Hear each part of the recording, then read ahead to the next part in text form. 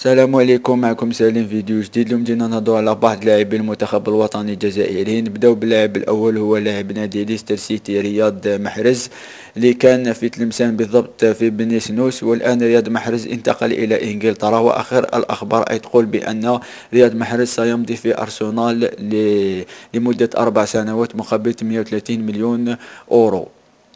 واللاعب الآخر هو لاعب نادي أندرلخت البلجيكي سفيان هني، بطل الدوري البلجيكي. نادي أندرلخت مدد عقد اللاعب الجزائري سفيان هني إلى غاية سنة 2022.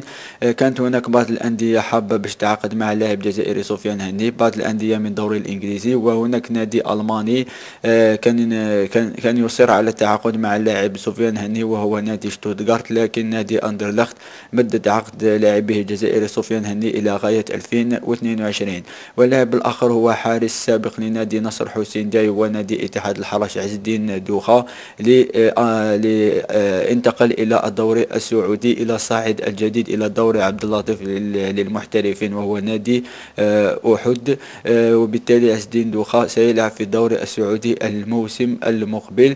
ورئيس مبولحي أيضا مرتقب من المرتقب أن ينتقل رئيس مبولحي إلى نادي الهلال السعودي في الأيام القادمة. واللاعب الآخر هو لاعب نادي مولودية بجاية السابق صوماليا سي دي بي، لانتقل إلى نادي اتحاد العاصمة بعقد يمتد ل3 سنوات. اتحاد العاصمة بعدما اشترى يايا وحمزاوي وشريفي، والآن يتعاقد مع اللاعب السابق لمولودية بجاية سي دي بي بعقد يمتد ل3 سنوات. كان معكم سليم، ما تنساوش تابوني في الشان يوتيوب تاعي، وديروا جيم في لاباج فيسبوك، ونتلاقاو في فيديو جديد ان شاء الله مرة اخرى. سلام عليكم.